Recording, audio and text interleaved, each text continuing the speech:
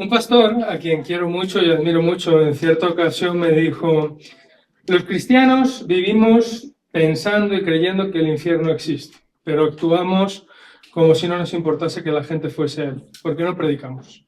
Y los cristianos vivimos diciendo que hay un cielo, pero también vivimos aferrándonos a esta vida desesperadamente como si nunca quisiéramos ir a él.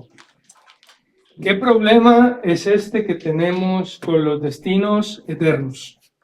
Para nosotros es verdaderamente difícil hablar de los destinos eternos, de qué va a pasar cuando morimos, pero la Biblia les otorga una importancia capital, es muy importante.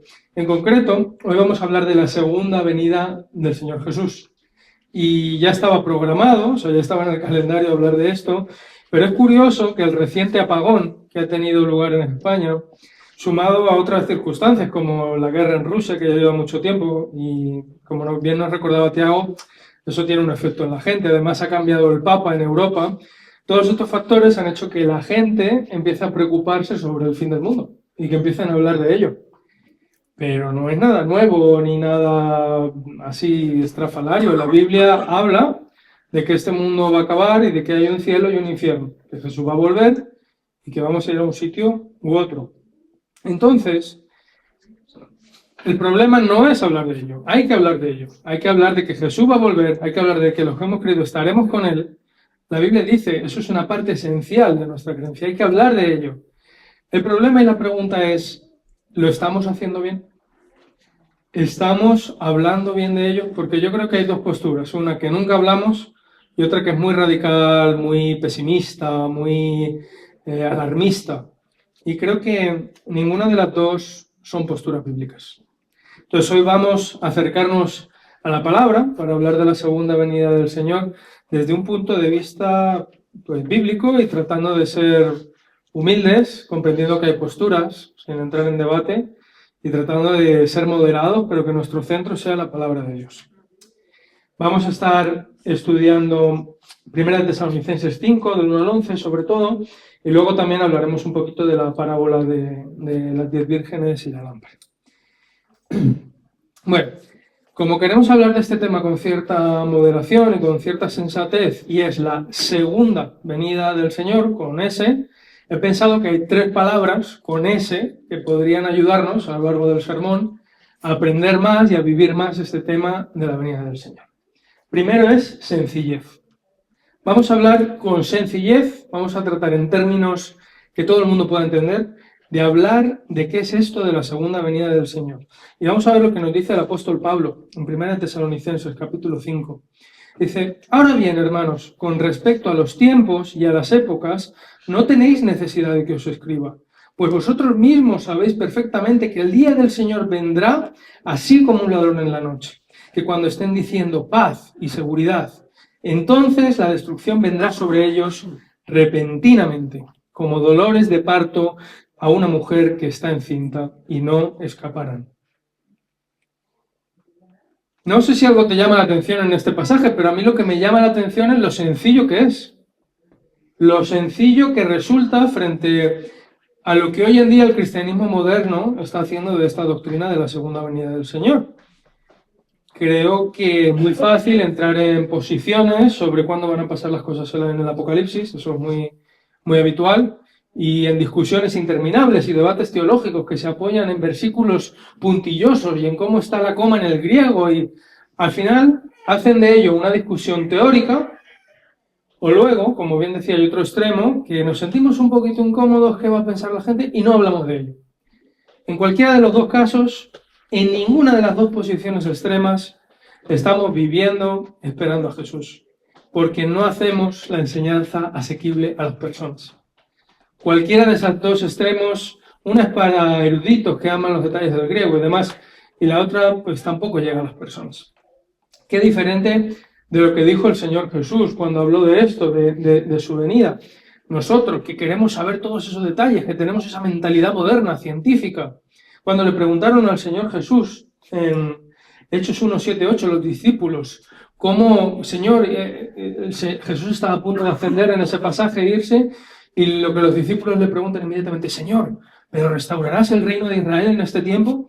Y Jesús les dice, no os corresponde a vosotros saber los tiempos ni las épocas que el Padre ha fijado con su propia autoridad, pero recibiréis poder cuando el Espíritu Santo venga sobre vosotros y me seréis testigos. En Jerusalén, en Judea, en Samaria y hasta los confines de la tierra. Es decir, preocúpate un poco menos de esas puntillosidades doctrinales, teológicas, y preocúpate un poco más de ser testigo. Preocúpate un poco más de predicar que Cristo viene. Preocúpate un poco más de anunciar su evangelio. Eso es lo que Jesús dice. Y lo que el apóstol Pablo nos está diciendo en estos versículos también es muy sencillo, cualquiera puede entenderlo. Si hoy es la primera vez que tú vienes a una iglesia, tú puedes entender esto. El apóstol Pablo está diciendo, es sencillo de decir, pero no de poner. Está diciendo, Jesús va a volver por segunda vez. Entendible. Nadie sabe cuándo. Eso es lo que está hablando como cuando el ladrón en la noche, la mujer con dolores de parto. No quiere señalar algo malo, sino que quiere decir que es algo que no se espera. Porque tú no sabes cuándo un ladrón va a entrar o la mujer se hace una idea aproximadamente, pero el dolor le viene repentino. Y ella no espera y se tiene que ir corriendo al hospital. Los papás cuando están esperando un bebé dicen que hay que tener una mochilita preparada para irse corriendo al hospital. O sea, la idea es un poco esa. Algo, nadie sabe cuándo, no se espera. Y la tercera cosa, que habrá un juicio.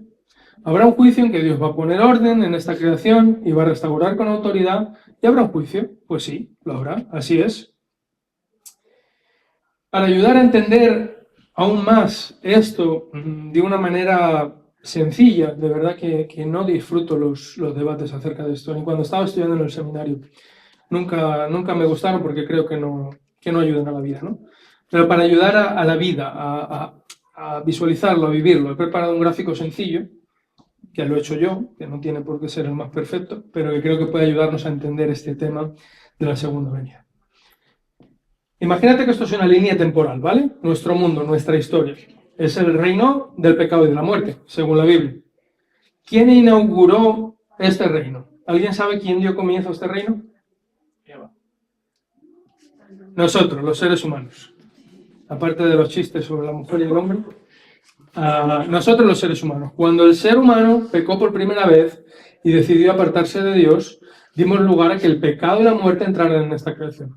Entonces se generó un reino que está apartado de Dios, que está caído, que está en pecado, que está miserable. Y esa es la historia humana que nosotros hemos estado viviendo a lo largo de toda la historia de la humanidad, con sus sufrimientos, sus guerras y sus pesares y su pecado que nos aleja de Dios. Pero ahí entra la primera venida de Jesucristo a esta tierra, que es la encarnación.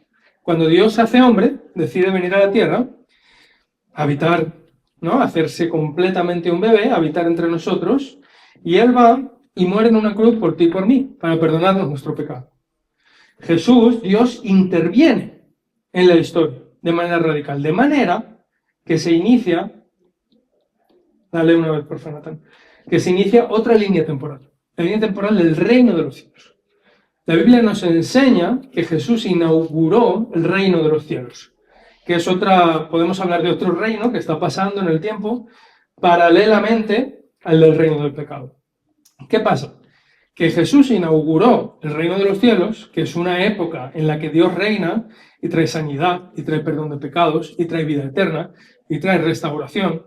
O sea, todo lo que nosotros estropeamos, en esta línea Dios lo está arreglando. Pero hay un tiempo en el cual están coincidiendo. Jesús viene, pero todavía no ha terminado de disuadir, de fulminar esa otra realidad. Entonces hay un tiempo en el cual están coincidiendo los dos reinos a la vez. ¿Qué es la segunda venida? La segunda venida es precisamente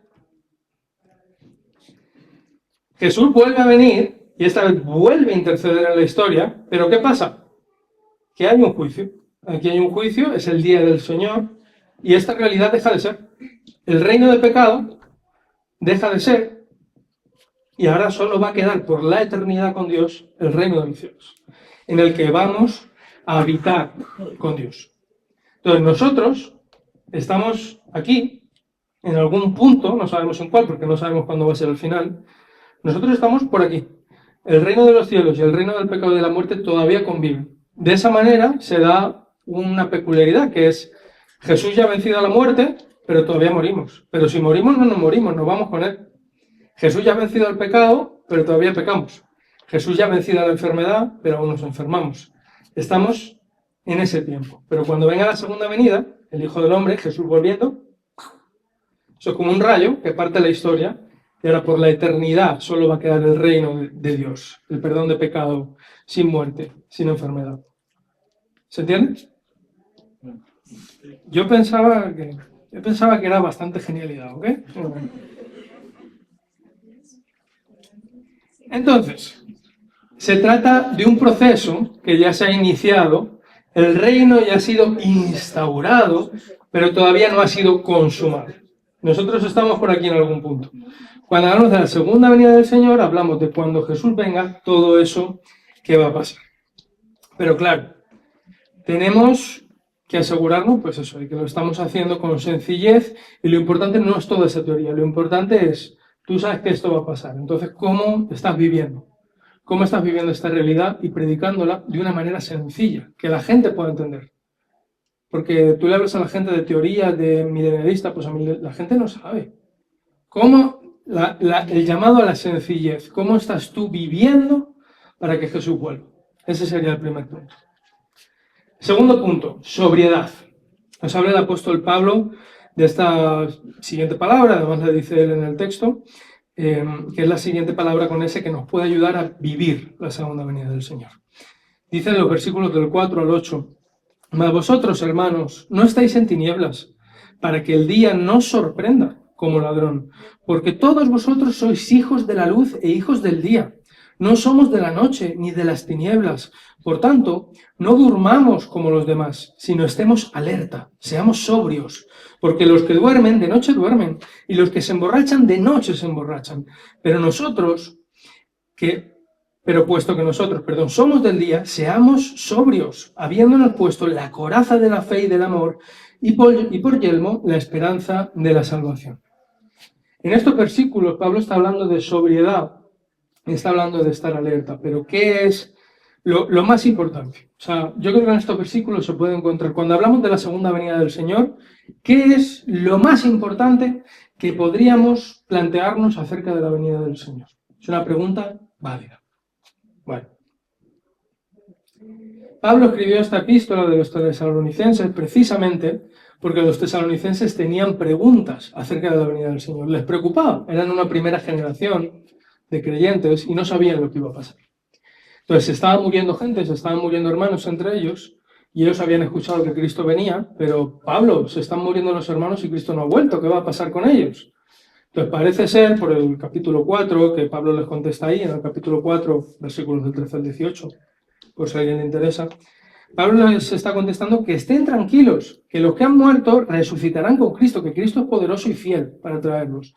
Y los que están vivos, que tampoco se preocupen, que serán llevados con él. Dice, es el único pasaje junto con Corintios que habla de que los que quedemos vivos seremos arrebatados en el aire.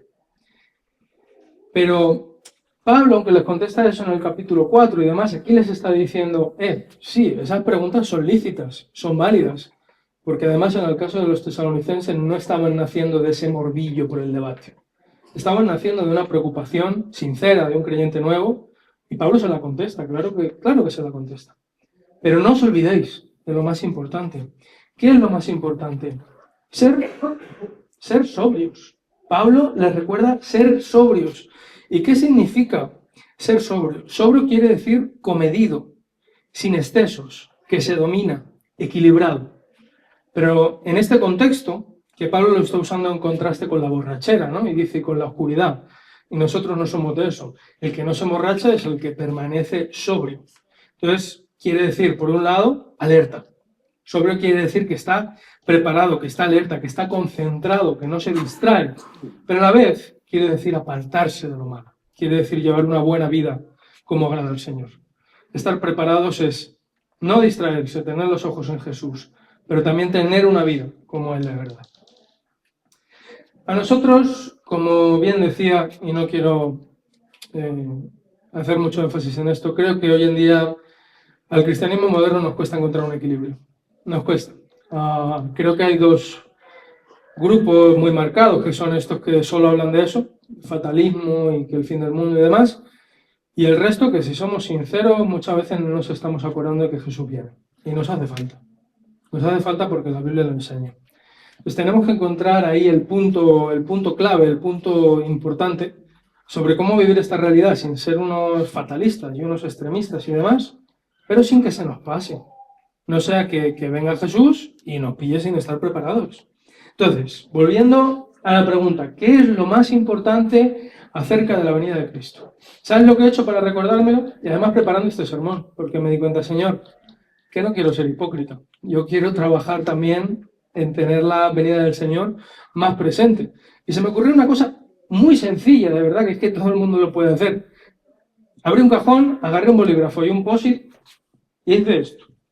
Y lo he puesto en la puerta del armario. Eso es a mano, es mi letra. Jesús va a volver. ¿Cómo me encontraría si vuelve ahora? Y aplicándomelo a mí, y cada día, como está en el armario, que me voy a vestir, lo veo. Y me obligo, porque nosotros tenemos esa tendencia a olvidarnos. Me obligo a recordar, Jesús va a volver. ¿Cómo estoy viviendo hoy? ¿Cómo me va a encontrar hoy? ¿Estoy preparado? ¿Mi vida le está agradando? ¿Estoy alerta? No sé si me veis lo que quiero decir. Lo más importante, ¿qué es? Lo más importante es estar alerta. Lo más importante es ser sobrios. Entonces ahí os dejo algo que cada uno puede hacer cada día para ejercitarse y recordar esto. Y como quiero que este sermón sea muy práctico, porque precisamente lo que nos faltan son, creo, sermones prácticos sobre cómo vivir la venida del Señor, hay mucha teoría y poco de qué hacer, ¿cómo podemos estar preparados? Bueno, me gusta esto que dice Pablo. Está también lo de la sobriedad y la borrachera, pero dice, pero puesto que somos del día, seamos sobrios, habiéndonos puesto la coraza de la fe y del amor y por yelmo la esperanza de la salvación. Bueno, hay un par de cosas que se pueden sacar de aquí. Lo primero, pon orden en tu vida. Una primera aplicación de esto de la sobriedad, la borrachera, la oscuridad, la luz. Pon orden en tu vida. ¿Quieres estar preparado cuando Jesús venga? Pues mira cómo estás caminando. Dice Jeremías 7, del 5 al 7. Porque si en verdad enmendáis vuestros caminos y vuestras obras, si en verdad hacéis justicia entre el hombre y su prójimo, y no oprimís al extranjero, al huérfano y a la viuda, ni derramáis sangre inocente en este lugar, ni andáis en pos de dioses para vuestra propia ruina, entonces os haré morar en este lugar, en la tierra que dio vuestros padres para siempre. Hay un llamado en la palabra de Dios a ordenar nuestros caminos. Lo primero que tienes que hacer para prepararte para la venida del Señor es examinarte. Y si hay algo en tu caminar que sabes que no está conforme a la palabra de Dios, solucionalo. No esperes a mañana.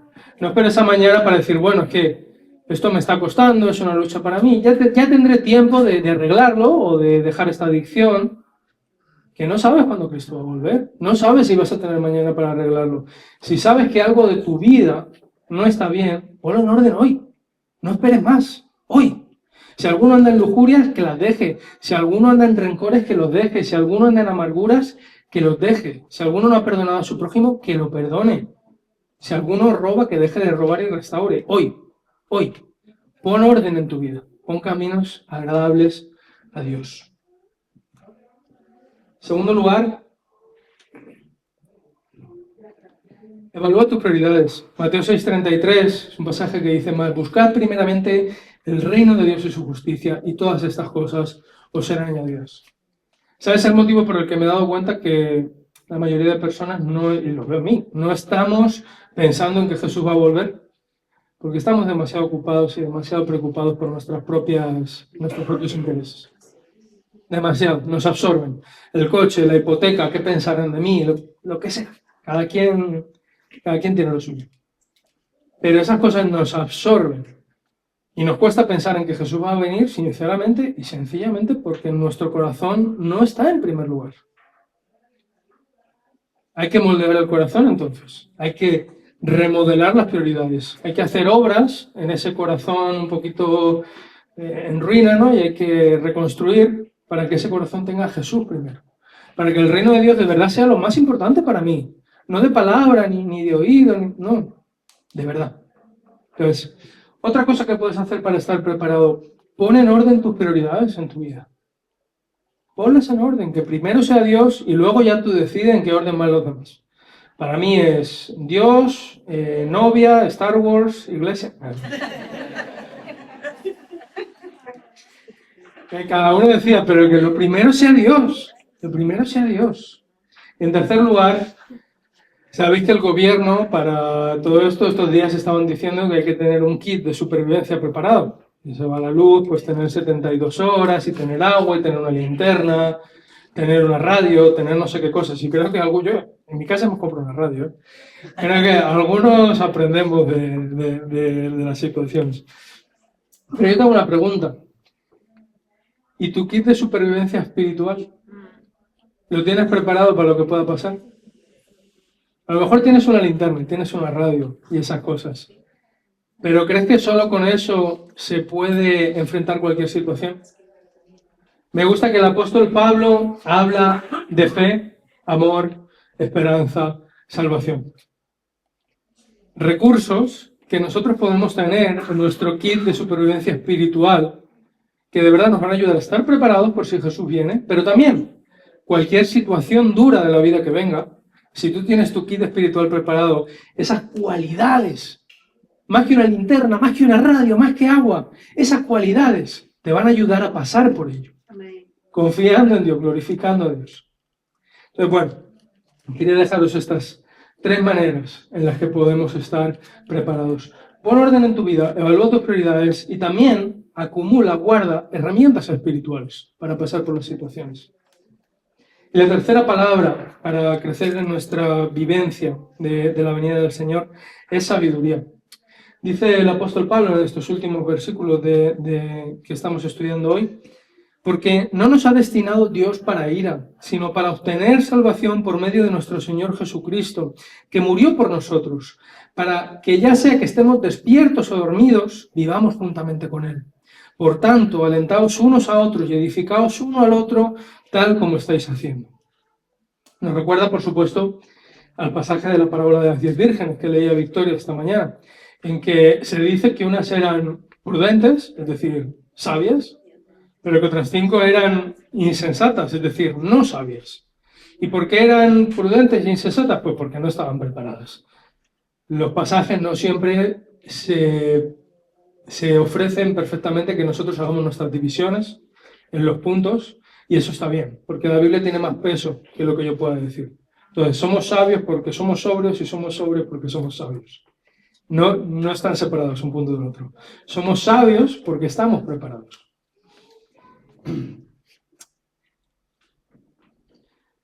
Pero me encanta que este pasaje deja muy claro que esta realidad es aplicable. O sea, esto que para nosotros es tan abstracto, es tan teórico, es una cosa de teólogos, de doctrina, el apóstol Pablo está diciendo que no, que es para edificación, que es para ánimo. O sea, esta realidad es muy aplicable a tu vida y a la mía.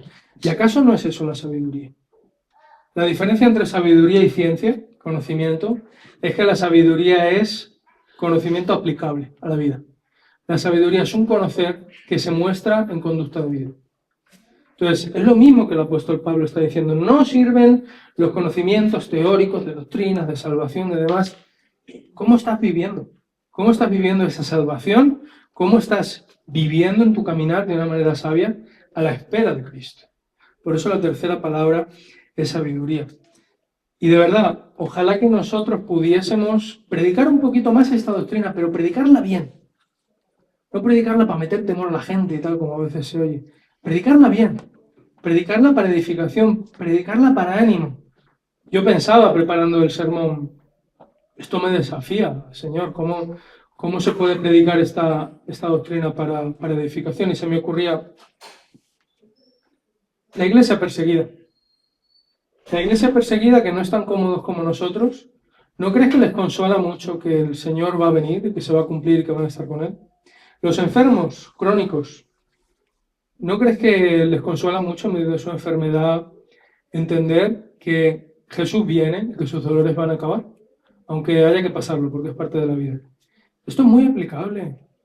Se puede predicar en vez de para meter miedo, para animar a los hermanos. Y la verdad que no lo venimos haciendo. Tenemos que crecer entendimiento. Os voy a contar una historia que no me gusta contar, pero bueno, hay que contarla. Una vez, cuando yo era un estudiante de seminario, yo iba saliendo del tren y hay gente que se pone a predicar ahí, y que está muy bien, gracias a Dios. Y había una señora predicando que el infierno, el fin, y citando Mateo 24, o sea, una sarta de... citando versículos separados por ahí, sin mencionar a Jesús. O sea, no, allí no se hablaba de Jesús, se hablaba del fin, del castigo y del infierno. Y yo dije, pues voy a saludarla, voy a hablar con ella, a ver qué cuenta, por interés. Y hola, disculpa, que tengo interés en esto que estás hablando. Ah, no tengo tiempo para hablar contigo. ¡El infierno! ¡El castigo! Mira, a mí no me gusta corregir a la gente que evangeliza porque están haciendo más que tú y que yo. Eso es lo primero. Antes de mirar cómo está hablando y juzgarle, tienes que pensar qué está haciendo él y qué estás haciendo tú. Por eso no me gusta contar esta historia. Pero me vi en una situación en que la tuve que corregir. Y no me gustó y a día de hoy me seguí sintiendo muy mal. Disculpe, venga para acá. Mire, yo estoy, toda humildad, no lo digo por...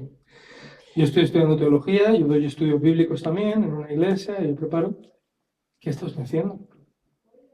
Una persona quiere, primero, usted no habla de Jesús, usted habla del infierno, no de Jesús. Y lo segundo, una persona quiere conocer, usted no tiene tiempo para hablar con esa persona. Es más importante gritar versículos. Hay algo que no hemos entendido. Me sentí muy mal, ¿eh? Sigue sin gustarme contar eso. Pero tuve que hacerlo porque nosotros predicamos a Cristo, no al infierno, porque nos interesan las personas y escucharlas, más que nos escuchen a nosotros. Y porque nosotros decimos cosas para edificación y para salvación, no para meter miedo a la gente.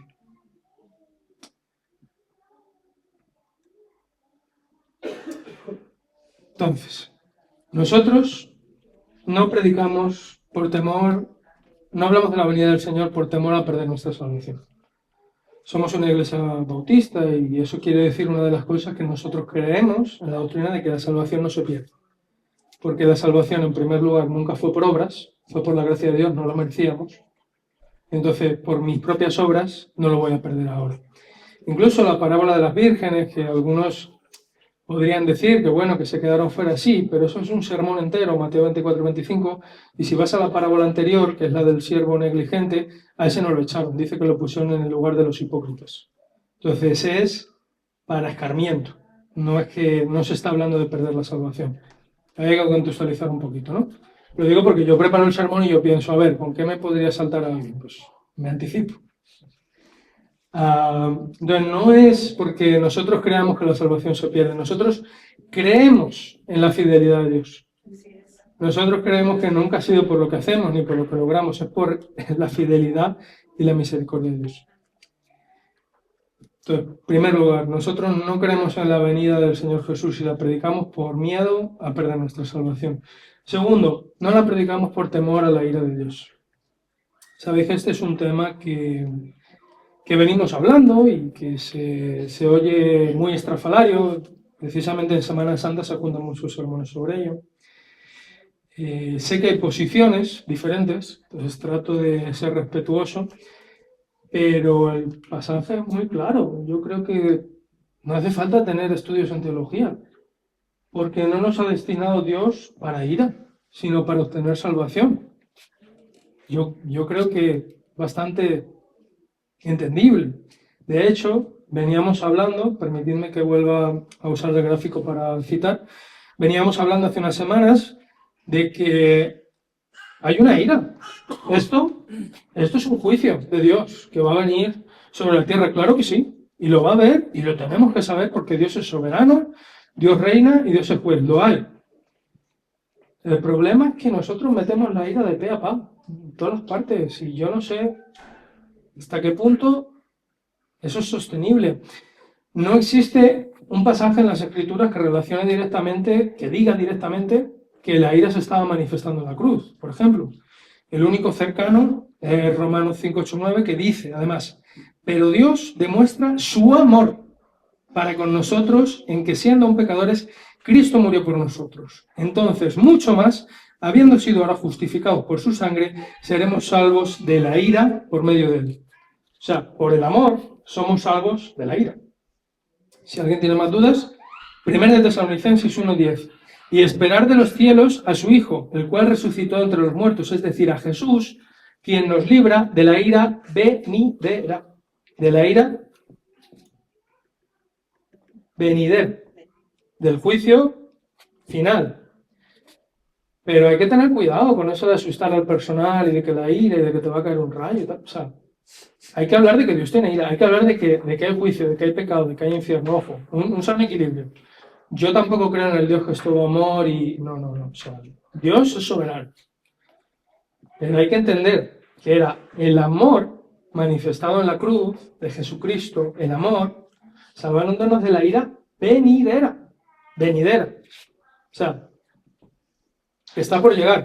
Y nosotros, precisamente los que han creído, no tenemos que tener temor de esa ira.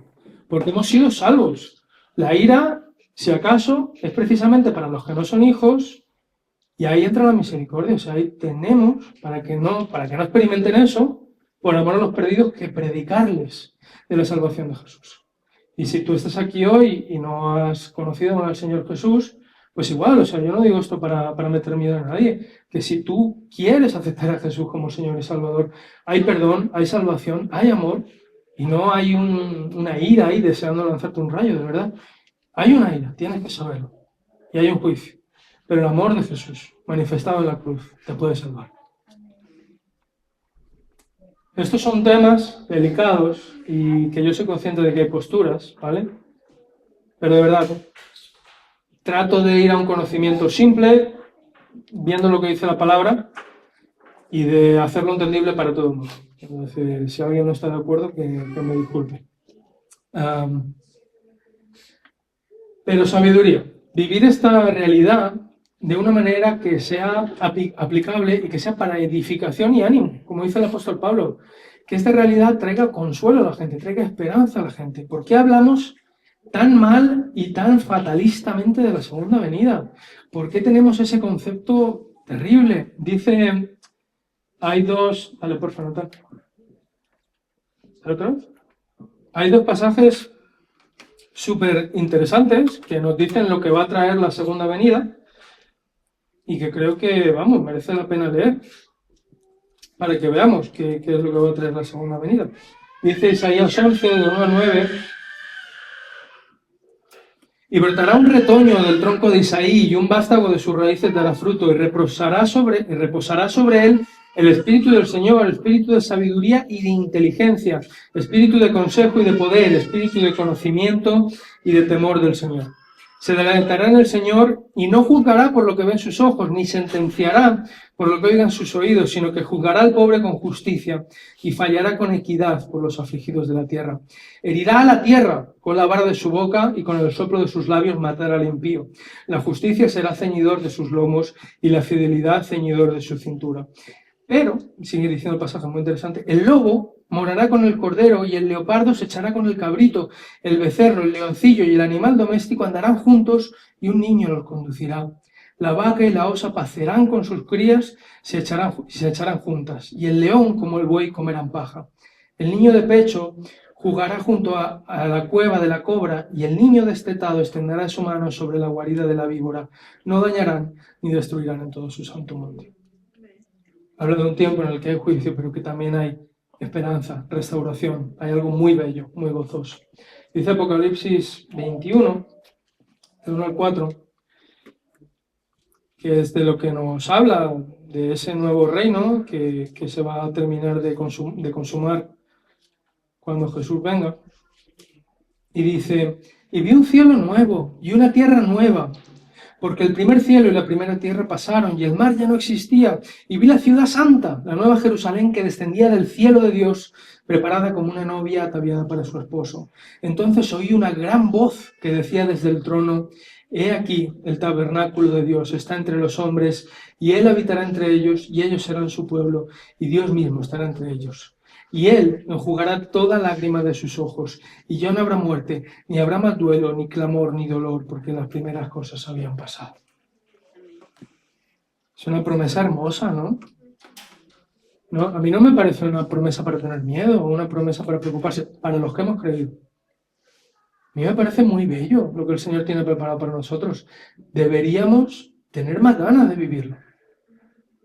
Deberíamos tener más pasión por encontrarnos allí en ese reino con Él. Mira este cuadro, es un cuadro, ¿vale? No es que vaya a ser así. ¿Te parece tan, no sé, tan terrible? Yo creo que va a ser increíble para los que hemos querido recibir a Jesús, estar con Él. ¡Qué alegría! ¡Qué gozo! ¡Qué increíble!, ¿no? ¿Por qué nuestro corazón no puede gozarse más en eso, deleitarse más en eso? Yo pregunto, cuando Pablo habla de esta verdad para edificación y ánimo, si nosotros predicásemos esto más así, más sencillo, más sobrio y más sabio, o sea, de forma hermosa, ¿no habría más gente que se convertiría que la que lo hace por miedo? La respuesta no la tengo. Conclusión, Jesús va a volver. Aun si no estás de acuerdo con todo lo que he dicho, y yo sé que hay posturas, está bien, está bien. Hay gente que sabe mucho y más que yo. Pero lo importante, Jesús va a volver. ¿Cómo puedes estar preparado para cuando Jesús vuelva? Uno, sencillez. Predicando con otras personas, compartiendo y viviendo. Viviendo como que Jesús va a volver. Viviendo. Con sobriedad. Poniendo orden. Priorizando a Dios. Ordenando tu vida. Y con recursos espirituales que te permitan afrontar las situaciones. Y con sabiduría. Viviendo de forma práctica. Animando, edificando a otros. Y quiero dejaros este versículo que me encanta, el apóstol Pablo, cuando él escribe 2 de Timoteo, una de sus últimas cartas, que ya ve que se va a ir con el Señor y le queda poco, dice esto: he peleado la buena batalla, he terminado la carrera, he guardado la fe. En el futuro me está reservada la corona de justicia que el Señor, el juez justo, me entregará en aquel día. Y no solo a mí, sino también a todos los que aman su venida. Nosotros podemos ser estos que aman la venida del Señor, que están preparados y que nos vamos a encontrar con Él recibiendo nuestra corona con mucho gozo, sin temor, abrazando a Jesús, gozosos de encontrarnos con el Señor Jesús. Deseo que esta sea la realidad para todos nosotros.